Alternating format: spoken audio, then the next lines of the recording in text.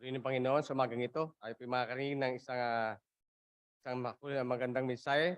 Sa pamamagitan po atin pong mensahero sa umagang ito. Ang ating pong tagapagsalita ay dito na po siya nagsimula sa ating pong iglesia, PBCC. From the teenager na naging young people kami, dito na talaga kami na naturuan ng gusto sa salita ng Panginoon. Ngayon po, siya po ay ating senior pastor po ng PBCM. Ating pong tagapagsalita, Reverend Hospicio Plumantes III.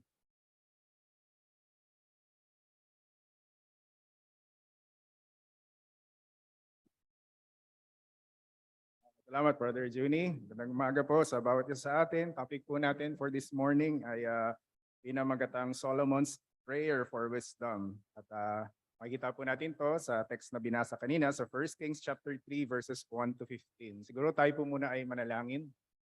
Amang makapangyarihang sa lahat, pinupuri ka po namin sa umagang ito. At nagpapakumbaba po kami sa inyong harapan. Humingi po kami ng gabay ulit at karunungan na nagmumula sa inyo.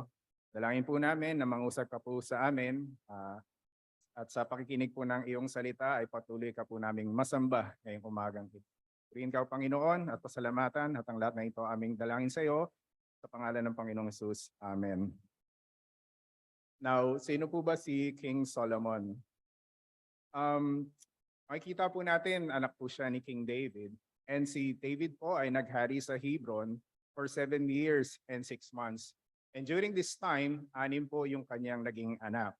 And then later on, naghari din po si David sa Jerusalem for 33 years. At sa loob ng 33 years na yon, ayan naman po yung kanyang mga naging anak. So kung titingnan po natin, si Solomon, pang 10 anak po siya. Wala pa po dyan yung babae, si Tamar. Wala pa rin po dyan yung mga anak po niya sa kanyang mga concubine. So pang 10 anak po si King Solomon. Now, Solomon's name comes from the Hebrew word shalom, which means peace. And during his reign, the kingdom was at peace with its neighbors. So, ito pala ibig sabihin po ng Solomon, shalom, or tinatawag na peace. And kung babalikan po natin yung karanasan ni Haring David nung kinausap po siya ng Panginoong Diyos sa 1 Chronicles chapter 22, verse 9, dito po ni-recall ni King David nung kinausap po siya ng Diyos. At ang sabi po ng Diyos sa kanya, ipapanganak para sa iyo ang isang lalaki, siya ay magiging isang mapayapang tao, bibigyan ko siya ng kapayapaan sa lahat ng kanyang mga kaaway sa palibot, sapagkat ang kanyang magiging pangalan ay Solomon, at bibigyan ko ng kapayapaan at katahimikan ang Israel sa kanyang mga araw. Now siguro kung ikaw ay magiging mamamayan ng ganitong bansa, ay talagang panatag na panatag ka. Walang gegera kasi yun ang pangako ng Diyos. At siguro kung tayo ay nakatira ngayon sa Ukraine, ang hirap, di ba? Anytime baka bombahin ka. Even kung nasa South Korea ka ngayon, hindi mo din alam, baka biglang mag-spark ang labanan. And even kung ikaw ay nasa Taiwan ngayon, sabi sa prediction, baka lang daw po by December lulusubin ng China ang Taiwan. Ay panalangin po natin yan. Pero ito nga po, ang ibig sabihin ng Solomon ay peace. No wonder, pag tinignan po natin, tingnan natin yung pagkakaiba ng mag-ama. So si King David po is a soldier, Solomon a scholar. David is interested in fighting. Solomon is interested in erecting buildings. David lived a simple life of a shepherd, and Solomon lived in luxury. David was known for his songs. Doon sa Psalm 150, kalahati po doon in-attribute kay David. 75 of yung 150 songs, si David po ang sumulat. And although doon po sa 1 Kings 4, chapter 32, binabagit, meron din sinulat si Solomon na 1,005 songs. Pero hindi natin alam kung nasan yung songs na yon. And 2 ng mga Psalms, Psalm 72, Psalm 127, si Solomon din po ang sumulat yan, and Song of Songs nandun sa Bible. Pero si Solomon po was known for his proverbs. Now, on the outset, ito po, paliwanag ko, chapter 3 and chapter 4 describe events that occurred during the first 3 years of Solomon's reign before he began to build the temple in chapter 6. may tinatawag kasing the downfall of Solomon. Mamaya medyo pag-uusapan po natin yon. Pero during his first 3 years, ito nga po, makikita natin yung buhay ni King Solomon at pag-uusapan po natin mamaya yung kanyang prayer. So, tingnan natin yung circumstances. Paano dumating na naginip siya o kinausap siya ng Panginoon at binigyan siya ng pagkakataon na humiling ng isang kahilingan. Now, dito po sa verse 4, o yung setting, sabi po dito si Haring Solomon ay naparoon sa Gibeon upang mag-alay sapagkat iyon ang pinakamataas na dako. By the way, ang Gibeon, nandito yung tent of meeting, yung tabernacle. And mamaya makita natin, nasa Jerusalem naman yung Ark of the Covenant. Mababasa din natin sa verse yung high places. Actually, yung Gibeon, sabi, ito yung the great high place. Sa Bible kasi pag may binasa kayong high places, ito yung mga shrines na dito sinasamba yung mga Diyos-Diyosan. Before po sila pumasok ng Canaan, may mga high places na po yung mga Canaanites. Dito sila sinasamba yung mga Diyos-Diyosan, pero nung kinonquer na po sila ng mga Israelita, kasi wala pang temple wala pang central place of worship, dito sa mga shrine na ito, dito din nila sinasamba si Yahweh. Kaya makikita po natin at masasabi po natin si Solomon, nagpunta po siya sa Gibeon. It was the great high place. And so makikita po natin si Solomon talaga, Solomon is a worshiper of God. Mananamba po siya sa Panginoon.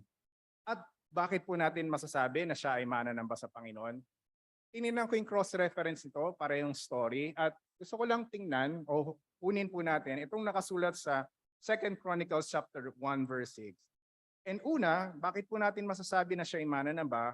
Una, makita po natin kasi na mismo si Haring Solomon po ang umakyat sa dambanang tanso sa harapan ng Panginoon na nasa toldang tipanan. Yan po ang binabanggit, no? Siya ang mismong pumunta dun sa brazen altar. Siya po mismo ang naghandog.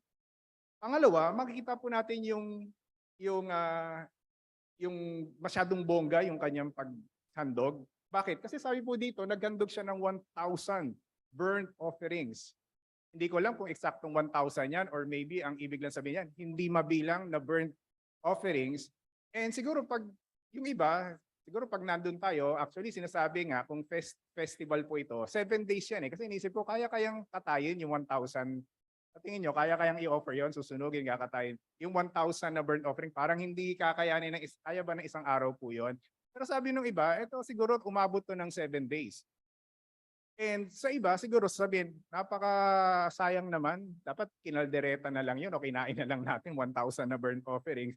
Well, pag ganyan po kasi ang sinabi natin, matatandaan po natin yung babae na nag-anoint ng perfume sa paanan ng Panginoon, yung alabaster jar of perfume. Diba sabi ng Bible, ang halaga nun ay 1 year's wage na sweldo. Sabi ni Judas, sayang, binasag lang, binuhos lang sa paanan ng Panginoon. Sana pinagbili na lang, ibinigay sa mahihirap. Pero ang sabi ng Bible, kaya niya talaga sinabi yon kasi siya yung treasurer, tapos kinukupitan niya yung pondo ng mga alagad, kinukupit niya yon. Now, gusto ko pong sabihin mga kapatid, if we give to God with a pure motive, a pure heart, and if we give because it will bring glory to God, hindi po yan waste. Hindi po yan sayang. And the way we give reflects our understanding of who God is. Yun pag the way we give, pinapakita niya kung gaano mo kakilala ang Diyos. Gusto kong hugutin din yung 2 Chronicles chapter 29 verse 14. Ang background, bago nila gawin yung templo, nagbigay yung mga Israelita ng mga handog, yung mga mamahaling bato, para makonstruct yung templo. And then, ang nagsalita po nito si King David. Now, nais ko pong basahin sa Tagalog. Nung malikom na po niya yung mga offerings, sabi po ni King David, "Ngunit sino ako at ang bayang ito? Buong puso kaming nagkakaloob sapagkat ang lahat ng ito ay galing sa iyo at ibinabalik lamang namin." Now, 4 na bagay ang nais ko pong tingnan din natin dito sa verse na ito. Number 1, makikita po natin na kinilala po ni King David, kinilala nila ang kababaan nila sa harapan ng Diyos. Sabi po dyan, "But who am I and what is my people. Pangalawa, hindi lang po niya kinilala ang kanilang sarili na may kababaan sa harapan ng Diyos, pero kinilala din po niya ang pagbibigay ay isang pribileyo that we should be able thus to offer willingly. Sino ba kami para binigyan mo kami ng privilege na maghandog sa iyo? And pangatlo, makikita po natin, kinilala din po ni King David na ang lahat ay galing sa Panginoon. Sabi po niya diyan, for all things come from you. And lastly, kinilala po niya na nararapat lamang ibalik sa Diyos ang lahat ng bagay. Sabi po niya dito, and of your own, total, sa iyo naman to talaga, have we given you. Ibinabalik lang ito namin sa iyo. Now, gusto ko ulit hiramin yung 2 Chronicles chapter 1. Makikita po natin yung background, pareho pa rin po yan. Ang sabi po dyan, si Haring Solomon na siya ay nagsalita sa buong Israel, sabi po dito, to all Israel, to the commanders of thousands and of hundreds, to the judges, and to all the leaders in all Israel, and heads of fathers' houses. And so all the assembly with him went to the high place that was at Gibeon. Imagine, ginather po lahat ni Solomon ang lahat. Kumbaga parang sinasabi niya, hey, halika kayo dito, sama-sama tayo, sambahin natin ang Panginoon. By the way, itong picture, wala kasi akong nakita nung ginather niya sa Gibeon. No? Actually, alisin nyo na lang yung temple. Kasi pangalawa na to, nung nagawa na yung temple, ginather ulit niya yung mga tao. Halika, sambahin natin ang Panginoon. Pero yung verse na yan ay actually, nung nasa Gibeon sila, ginather po niya ang lahat ng tao. At bakit po siya sumasamba sa Panginoon? Atras lang natin ng isang verse ulit. Kasi sabi po diyan sa verse 3 that Solomon loved the Lord. Ito yun eh. Mahal niya kasi ang Panginoon. A person who loves the Lord will worship the Lord. A person who loves the Lord will bring people to the Lord. And a person who loves the Lord will give offerings to the Lord. Amen po ba? Dito sa tatlong ito. And so in this great high place, nandun po sila sa Gibeon, tinawag na great high place, and these great sacrifices, 1,000 ba naman yung in-offer mo eh. And makikita po natin, this great worship or this grand worship, nang matapos na po ang pagsamba, napagod po ang mga tao, and nakatulog po dito si Haring Solomon, dito po siya kinausap ng Panginoong Diyos sa pamamagitan ng isang panaginip.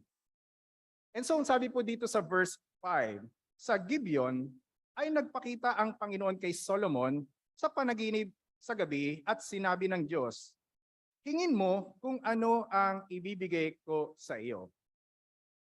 Now kung tayo ang sabihan ng Diyos ngayon, hingin mo ngayon, isa lang. Kung ano gusto mo, ibibigay ko sa iyo.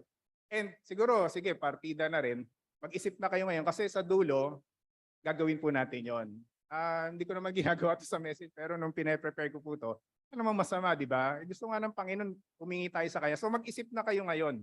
Dapat mamaya pa tayo. Pero gusto ko mag-isip kayo ngayon ng isa lang kung hihingi ka sa Panginoon. Ano yon? And mamaya magpe-pray po tayo ng sabay-sabay. Hihingi natin isang bagay na yon at hihingi tayo sa Panginoon. Now, probably, ang iba sa atin nagulat or, ano ba yung hihingin ko? Dapat pag-isipan ko to, Lord, give me 3 days. Pag-iisipan ko to kasi isa tong hihingin ko or give me a week. Pero gusto ko pong tingnan natin na si Solomon, nung siya po ay kinausap ng Panginoon, napansin po ba natin na siya ay may ready answer? Hindi naman sinabi ng Bible, Lord, teka, pag-isipan ko muna, isa lang pala, mag-iisipan ko muna. Hindi, meron po siyang ready na sagot. And bagamat sinabi niya sa Ecclesiastes, di ba? Sabi niya sa Ecclesiastes 5 verse 3, sabi po niya doon, ang panaginip ay bunga ng maraming alalahanin. Ibig sabihin kasi, yung laging mong iniisip, most probably yun yung talaga mapapaginipan mo eh. And dito, makita natin nung kinausap siya ng Diyos, napansin po natin may ready answer siya. At ang ibig pong sabihin, ito talagang laman ng puso niya, yung kinausap siya ng Diyos, sinabi niya kaagad. And may ready answer po siya. Kaya naniniwala po ko na itong kahilingan ni Solomon, ito talaga yung laman ng kanyang puso. Diba sabi po ng Bible sa Luke 6 verse 15, that out of the abundance of the heart, the mouth speaks. Ito yun eh, nung tinanong siya ng Diyos, matik may sinabi siya kagad. Kasi ito po talaga ang laman ng kanyang puso. Now, tatlong bagay ang nais ko pong tingnan natin dito sa kanyang panalangin. Number one, he acknowledges God's great goodness to his father, David. Yan po ang mababasa po natin sa verse 6. At nais ko pong basahin sa Tagalog translation itong verse 6. At sinabi ni Solomon, bago po siya humingi, ikaw ay nagpakita ng dakila at tapat na pag-ibig sa iyong lingkod na si David na aking ama. Sapagat siya'y lumakad sa harap mo sa katapatan at sa katarungan at sa katapatan ng puso sa iyo at iyong iningatan para sa kanya itong dakila at tapat na pag-ibig at iyong binigyan siya ng isang anak na luluklok sa kanyang trono sa araw na ito. Well, hindi ko alam pero siguro, siguro lang, alam ni Solomon yung history ng love life ng kanyang, alam kaya, ng nanay niya, si Bathsheba at saka ni King David. Siguro, pwedeng baka alam niya at yung history na nakita niya naliligo, time of gera, pero nakita niya naliligo, pinatawag niya, tapos nung nagdadalang tao na, si Bathsheba, di ba inutusan niya si Joab na, o ilagay mo yung asawa dun sa harapan para unang mamatay. And namatay nga talaga. Kaya ito kaya ni Solomon. And maybe lang din, alam din niya yung pag-confront ni Prophet Nathan sa kanyang tatay, si David. So alam natin yung story, di ba? Dumating si Prophet Nathan, sabi niya sa hari, may dalawang lalaki, ang mayaman, isang mahirap. Yung mayaman, ang daming hayop, yung mahirap, isa lang. Tapos nagkaroon ng bisita yung mayaman, imbis na sa sarili niyang hayop magkatay, ipakain sa bisita niya, yung isa-isang babaeng tupa nung mahirap, yun yung kanyang kinatay. And then, ang sabi ni David, di ba? Alam po natin yan. Sabi niya, galit na galit si David, labis na nagningas laban sa lalaki at kanyang sinabi, habang nabubuhay ang Panginoon, ang lalaking gumawa nito ay karapat-dapat na mamatay. Kailangan magbayad siya ng 4 na beses sa kanyang ginawa sapagat siya'y walang habag. Sinabi ni Nathan kay David, ikaw ang lalaking iyon. So na-caught off guard, no? Na-caught off guard siya. Siya pala pag yung hatol niya, hatol pala yon sa kanyang sarili. And true enough, nagbayad po ba si David? Kasi sabi niya, magbayad siya ng 4-fold, 4 na beses. Talagang nagbayad. Now, paano po? Tingnan po natin itong the 4-fold debt David had incurred. 1, iba po namatay yung kanyang baby kay Bathsheba. 2, Absalom killed Amnon. Namatay si Amnon. 3, iba Joab killed Absalom. And 4, dito din sa 1 Kings, si Benaiah, pinatay niya si Adonijah. So yung sinabi niyang dapat 4 na beses bayaran yan. Talaga pong yan nangyari kay Haring David. Mga kapatid, may consequences po ang paggawa kapag gagawa po tayo ng kasalanan. At ito po yung binabanggit sa Numbers chapter 32 verse 23 na ang sabi po diyan, behold, ye have sinned against the Lord, and be sure your sin will find you out. Hahanapin ka ng ginawa mong kasalanan. Susundan ka niyang ginawa mong kasalanan. May consequence ang mga ginagawa nating kasalanan. At kung hindi natin yan i-confess at hihingi ng tawad sa Panginoon, talagang susundan ka niyan, hahanapin, parang kumbaga mumultuhin ka niyan, babalik ang kanyang kasalanan. Consequence. Pero, ito po ang nais kong sabihin, sa kabila ng lahat ng ito, ano po ulit sinabi ni Haring Solomon? He still acknowledges God's great goodness to his father David and even giving him a son to inherit the throne. Imagine, ganun yung background ng tatay niya. Pero sabi niya, hindi, tapat ka pa rin sa aking tatay. Now, ito po ang aming family picture. Bata pa po kami. And pinakamaliit si Mitch. Hindi kami perfect. Maraming kasalanan, maraming pagkukulang din sa Panginoon.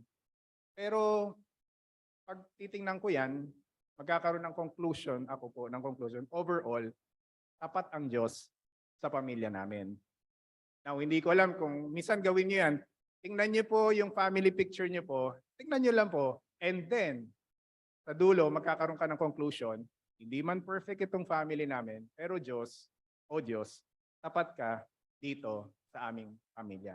Amen po ba? Number 2, sa panalangin po ni Solomon, sabi po dito, he owns his own insufficiency for the discharge of that great entrust to which he is called. Now, kilala po ba natin ito? Pangalan po niya ay si Crown Prince Moulay El Hassan. Tatay po niya ay nasa kanan, si King Mohammed VI. Sila po ay prinsipe at hari ng Morocco. And alam niyo po ba, magkano kaya ang asset nila? Well, yung asset po nila, ito po. Sabi po dyan, the net worth of the royal family is $5.7 billion. And the prince stake is over $1.5 billion. Yung prinsipe lang, kung siya lang, ito yung pera niya. Billion po yan, dollars. Which allows this teenage boy to be among the richest kids in the world. 19 years old lang po siya ngayon nung March or May, nung May. 19 years old lang po yan, pero ang asset po niyan, yung bata lang, yung teenager na yan, $1.5 billion. And siguro, kung tayo ito, anong gagawin mo sa buhay? Kung ikaw po yan, no? Maaring sabihin mo sa sarili, sufficiente na ako, wala na akong kahilingan, magpapakasarap na lang ako sa buhay ko, wala na akong iintindihin sa aking buhay. Pero hindi po ganyan si Solomon. Ang sabi po niya sa kanyang panalangin, sabi po niya sa verse 7 and verse 8, ngayon, O Panginoon kong Diyos, iyong ginawang hari ang iyong lingkod na kahalili ni David na aking ama. Bagamat ako'y isang musmus lamang, hindi ko nalalaman ang paglabas at pagpasok. At sa iyong lingkod ay nasa gitna ng iyong bayan na iyong pinili, isang malaking bayan na hindi mabilang o matuturingan dahil sa karamihan.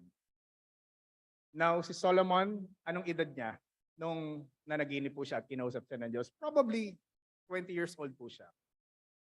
And then makikita po natin dito yung kanyang kababaan kasi 3 times, tinawag po niya ang kanyang sarili, your servant. Servant mo ko, O Panginoon. Verse 7, verse 8, and then verse 9. And then tinawag din niya ang kanyang sarili na little child. But I am but a little child. Ako'y bata pa. And he admits his own inadequacy. Wala po akong karanasan. Hindi ko nalalaman ang paglabas at pagpasok. And he confessed the nation's greatness. Napansin niyo po ba yung sinasabi ni Haring Solomon po dito? Sabi niya, your people, whom you have chosen. Pinili mo yan eh. Bayan mo yan eh. A great people, too many to be numbered. Sobrang dami po niyan eh. Kumbaga, ang sinasabi po niya sa kanyang sarili, napakaselan at napakalaking responsibilidad ang pamunuan itong bayan mo. Bayan mo yan eh. Napakaselan yan, napakalaking responsibilidad. Hindi sa ayaw ko, kundi bata pa ako eh. Anong alam ko diyan? Gusto ko sana pero bata pa ako, kaya kinakailangan ko ang iyong tulong.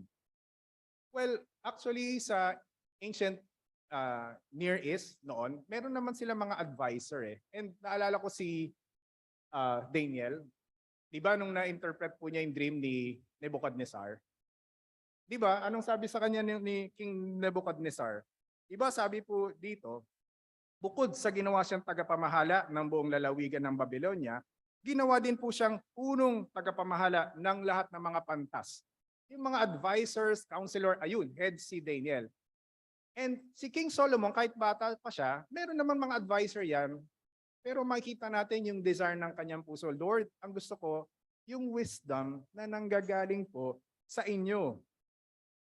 Now, kung si Solomon, makikita po natin yung kanyang humility, yun ang kanyang kahilingan sa Panginoon.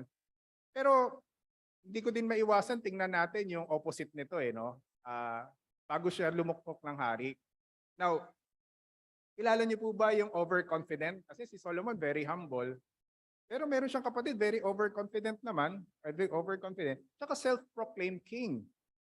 Nasa chapter 3 po tayo. Now, napansin niyo po ba yung sa number 4, si Adonijah? By the way, chapter 1, nasa crisis ang Israel. Kasi si King David, nasa deathbed na siya eh. May edad na po siya talaga, malapit na po siyang pumanaw. And ayun, si Adonijah, makikita po natin si Amnon, pinatay na po ni Absalom. Yung pong Daniel dyan, walang binanggit ang Bible, sabi probably namatay na rin siya at a young age. Now, ito pong si Absalom, pinatay naman ni Joab. So, sino po ang next in line? Ayun, si Adonijah. And maybe, sinasabi ni Adonijah, ako yung susunod na hari. Now, gusto ko po lang basahin lang ng konti, no? Kasi bibigyan natin ng comparison din sa chapter 1. Chapter 3 yung pinaka-main text natin. Pero dito sa chapter 1, ang sabi po, samantalang nagmataas si Adonijah, na anak ni Hagit na nagsabi, ako'y magiging hari. At siya ay naghanda ng mga karwahe at ng mga mangangabayo at 50 lalaking tatakbo sa unahan niya. Siya rin ay napakagandang lalaki. Wapo pala po ito, no? At ipinanganak kasunod ni Absalom. Siya ay nakipag-usap kay Joab at kay Abiathar na pari at kanilang tinulungan si Adonias. Ngunit si Sadok na pari, Benaya, si Nathan na propeta, Shimei, si Rei, at ang magigiting na mandirigma ni David ay hindi pumanig kay Adonijah. Naghandog si Adonijah ng mga tupa, mga baka at ng mga pinatabang hayop at kanyang inanyayan ang lahat ng kanyang kapatid na mga anak na lalaki at ang lahat ng mga lingkod ng hari sa Huda, ngunit si Nathan na propeta, Benaya, ang magigitang na mandirigma, at si Solomon na kanyang kapatid ay hindi niya inanyayahan. Now, tanong, tingin nyo, malinis po ba kaya ang puso nitong ni Adonijah? And talagang malinis lang. Parang sinasabi niya, ako naman yung next in line eh. Ako naman talaga yung dapat nasusunod yan eh. So, ano ba? Clear ba siya? Or malinis ba talaga ang kanyang puso? Anyway, siya naman po talaga tumata yung pinakapanganay. At siya po ay talagang sa human perspective siya ang kasunod. Pero actually, hindi po. Well, ano po ang katibayan natin dyan? Sabi po kasi dito sa 1 Chronicles chapter 22 verse 10. Sabi po dito, maliwanag, na sinabi na po ng Panginoong Diyos na kay Solomon itatatag ng Diyos ang trono ng kanyang kaharian sa Israel magpakailanman. And kung titingnan natin yung background na ito, kaharap po yung mga tao, kaharap yung mga pinuno. So ibig po sabihin, alam ito ng buong Israel, alam po ito ni Adonijah, alam po ito ni Joab, alam po ito ni Abiathar, at alam din po ito ni Solomon. Now, ano po ang point ko? Solomon admitted that he wasn't the king because God recognized his abilities, but because he kept his promises to his father, David. Alam ni Solomon yan eh. Actually, si Solomon, matalino na siya eh. Wala pa yung chapter 2. Pansinin nyo yung judgment niya, matalino na po siya ng chapter 1 and chapter 2. Pero dito, alam po ni Solomon, hindi, actually, naging hari ako hindi dahil maabilidad ako, kundi pangako kasi iyan ng Diyos doon sa aking tatay na si David. Kaya ako naging hari.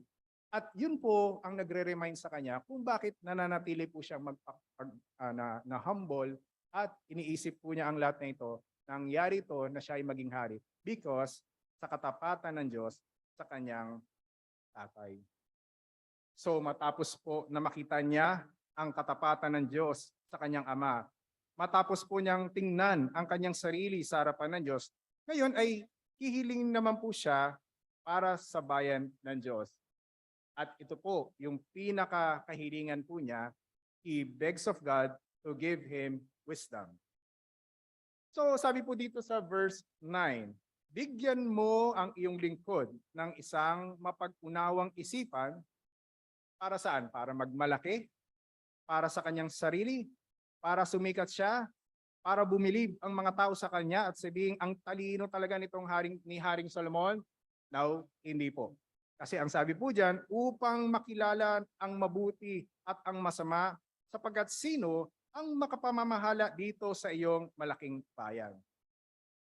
Now, may nagsabi po ng ganito, what people ask for usually reveals what they really desire, and what they desire depends on how they envision their lives falling.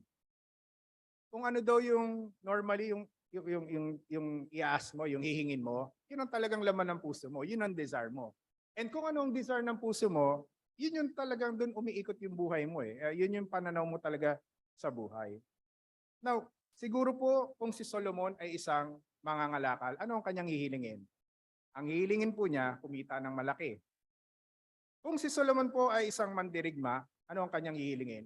Hihilingin niya talaga victory. Mamatay yung mga kaaway ko, maging victorious ako. At kung si Solomon naman po ay may karamdaman, o di kaya marami pa siya gustong gawin sa buhay, ano po ang kanyang hihilingin? Hihiling po siya ng mahabang buhay.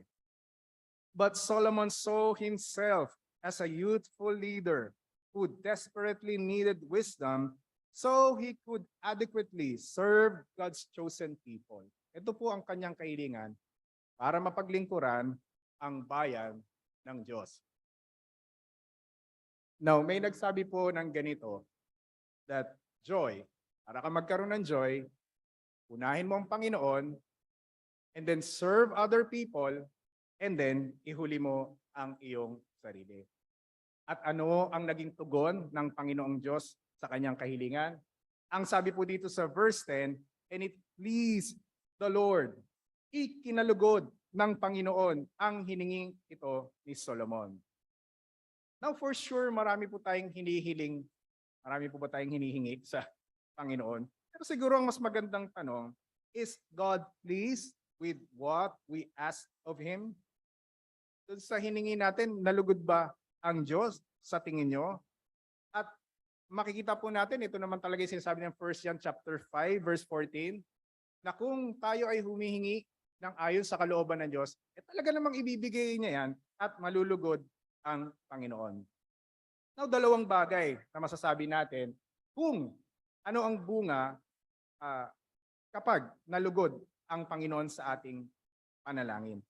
One, He will give what we ask. So sabi po dito sa verse 11 and verse 12, at sinabi ng Diyos sa kanya, sapagkat iyong hiningi ang mga bagay na ito, ang hinihingi mo para sa iyo'y karunungan upang kumilala ng matuwid.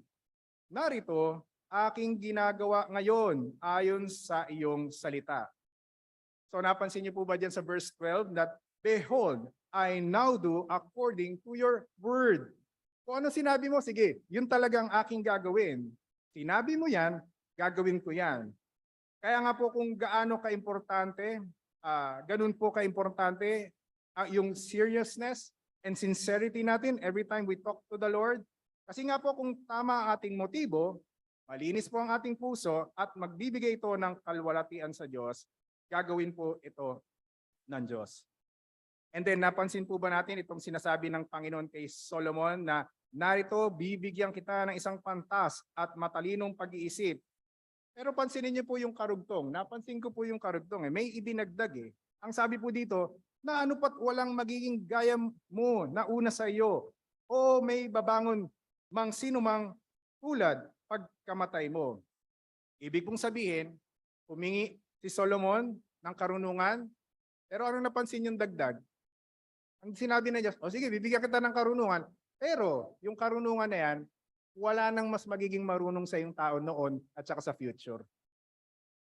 Napansin niyo po ba yan? Ito yung hinihingi ni Solomon, pero grabe yung binigay. O sige, yung karunungan na yan, sobra-sobra yan, wala nang tutulad sa iyo sa mga taong nabuhay noon at sa mga taong mabubuhay sa future, ikaw na ang pinaka matalino, marunong.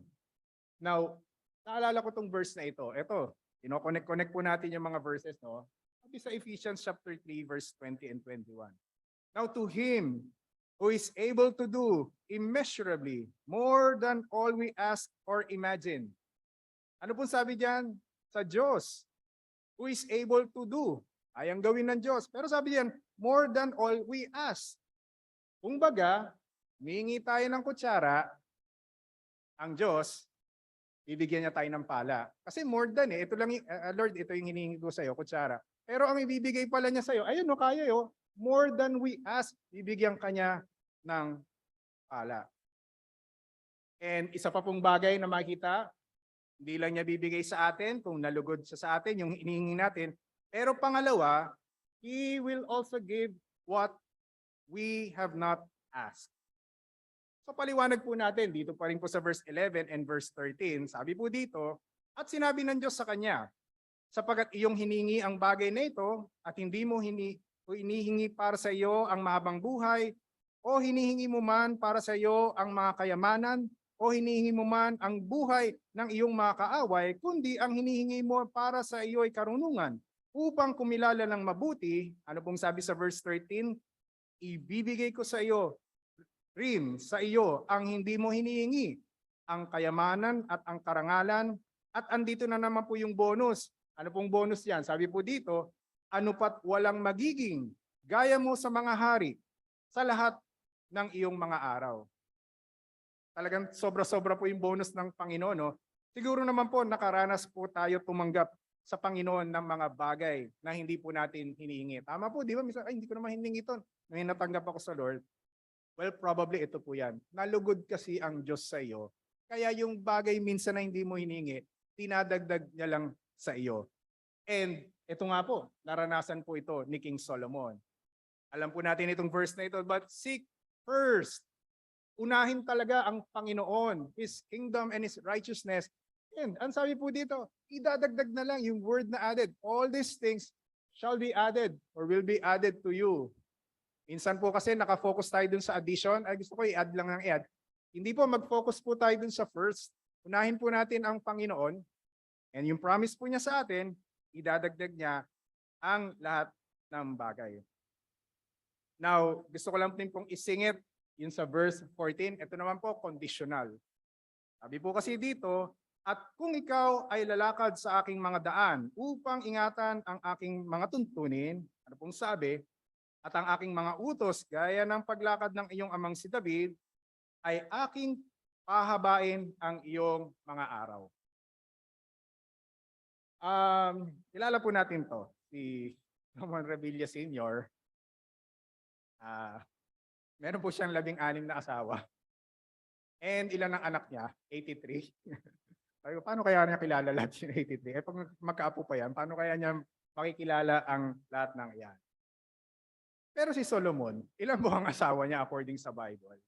Well, makikita po natin sa Bible, si Solomon, meron po siyang 700 wives. Mga prinsesa po ito kasi, by the way, ganito po kasi yan. Si King David warrior siya. In order to conquer yung bansa, patayan tayo. Bubuwis ko yung buhay ko, laban tayo, gera. Pero si Solomon, yung strategy niya, inasawa niya yung mga prinsesa or maybe binibigay sa kanya yung mga prinsesa kasi nga makapangyarihan yung Israel. Ayaw namin digmain kami ng Israel, bibigay namin yung anak namin. Kaya nagkaroon po siya ng 700 wives, mga prinsesa, and 300 concubines, mga asawang alipin. So total, 1,000 yung asawa niya. So unimaginable, no? 1,000 po yung kanyang asawa. But ito po ang problem, di ba? Sa unang verses, sinasabi, huwag kayong mag-intermarry sa hindi nating kalahi kasi ilalayo kayo niyan sa Diyos. And itong same verse na ito, makikita po natin, yan po ang nangyari talaga. Sabi po diyan sa verse na yan, itong mga asawa niya, his wives, turned away his heart. Eh mga young people, singles, pag Kristiyano ka, tumanggap ka sa Lord, huwag ka mag-boyfriend o mag-girlfriend na hindi Christian. Kasi yun nga, ilalayo ka niyan sa Panginoon. Even to the point na baka mag-asawa pa kayo, wag, ilalayo ka kasi niyan sa Panginoon. And nangyari po yan kay Solomon. If Solomon was 20 years old when he became king and he reigned 40 years po kasi siya nag-reign, ito lang po yung age niya. Siguro kinausap siya ng Lord between age 20 hanggang 25. So maybe ito, namatay po siya because dun nga sa promise na kung susundin mo ang tuntunin ng iyong amang si David, hahaba ang iyong buhay. Pero alam natin yung downfall niya. Pero ganito po, no? May downfall po siya. Pero nung tumanda po siya, sinulat niya yung Ecclesiastes, which proves nagsisi siya. Nagsisi po siya, doon niya sinabi, vanity, vanity, vanity. Tapos yung conclusion po niya sa chapter 12, remember your Creator in the days of your youth. Nagsisi naman po siya. And siya din yung sumulat nito, blessed is the one who finds wisdom, kasi long life is in his right hand, and left hand are riches and honor. Now lastly, gusto ko pong tingnan yung pinakahuling verse. napansin po ba natin dito, kagagaling lang nila sa worship sa Gibeon, grand yung worship, napagod sila kung 7 days yan, kinausap siya ng Diyos, pero nung kinausap siya ng Diyos at binigay nga itong biyaya sa kanya, anong next na ginawa niya kaagad? Napansin niyo po ba dito na pumunta agad siya doon naman sa Jerusalem? Kasi Gibeon, nandun yung tent of meeting. Jerusalem, nandun yung Ark of the Covenant. And ano po ang ginawa niya? Nag-offer po ulit siya ng burnt offering at saka peace offering at nag-celebrate po sila ng kanyang mga servant. Ang dami pong ginagawa sa atin ng Panginoon. And minsan nga, ang nakakalungkot, ang daming ginawa sa atin ng Lord, hindi naman tayo nagpapasalamat sa Kanya, hindi tayo sumasamba sa Kanya, hindi tayo naglilingkod sa Kanya. Pero ibahin niyo po si Solomon. Every time na may ginagawa sa Kanya ang Panginoon, sasambahin niya ang Panginoon at ibibigay niya ulit sa Panginoon yung nararapat na papuri at pagsamba. And so in conclusion, ito yung sinabi ko po sa inyo kanina. If the Lord will ask us this morning, ask, what shall I give you? Gagawin po natin ngayon. At bibigyan ko po kayo maybe 1 minute. Siguro nakapag-ready na kayo kanina kung anong hingin nyo sa Panginoon.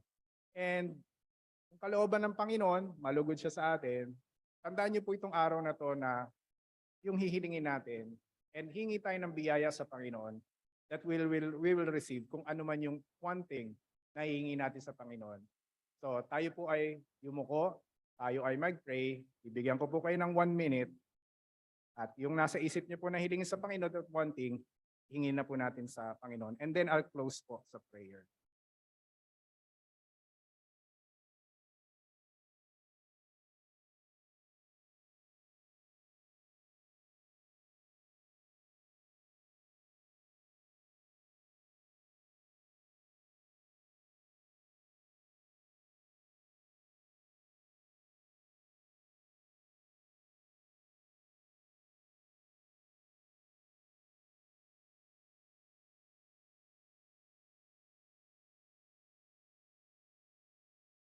Tayo po ay manalangin. Amang makapangyarihang sa lahat, pinupuri ka po namin at pinasasalamatan. Tunay na dakila ka sa aming mga buhay, kahit na may mga pagkukulang po kami, pero tapat ka po sa amin, tapat ka sa aming pamilya. At salamat Panginoon, meron kaming kalayaan na lumapit sa inyo anytime. May kalayaan kaming humingi sa iyo. Panginoon, narinig mo po ang kahilingan ng iyong mga anak. Itong kahilingan na ito, humingi po kami ng biyaya at pabor na nagmumula sa inyo na tugunin niyo po itong kahilingan na ito ayon sa iyong kalooban. Umi-expect po namin na talagang pagpapalain mo kami at babasbasan mo po yung hilingin po namin upang patuloy ka naming luwalhatiin at sambahin at upang patuloy na maitaas ang iyong pangalan. Kaya Panginoon, nagpupuri po kami, nag-uumapaw po ang aming kagalakan ngayong umaga. At ngayong umaga ay patuloy namin ibinibigay sa iyo, ibinabalik namin sa iyo ang lahat-lahat ng papuri at pagsamba sapagkat ikaw lamang ang karapat-dapat na sambahin sapagkat ikaw lamang ang tunay na Diyos, Panginoon ng mga Panginoon, Hari ng mga Hari. Kaya purihin ka, Panginoon, at pasalamatan ang lahat na ito aming dalangin sa pangalan ng Panginoong Jesus. Amen.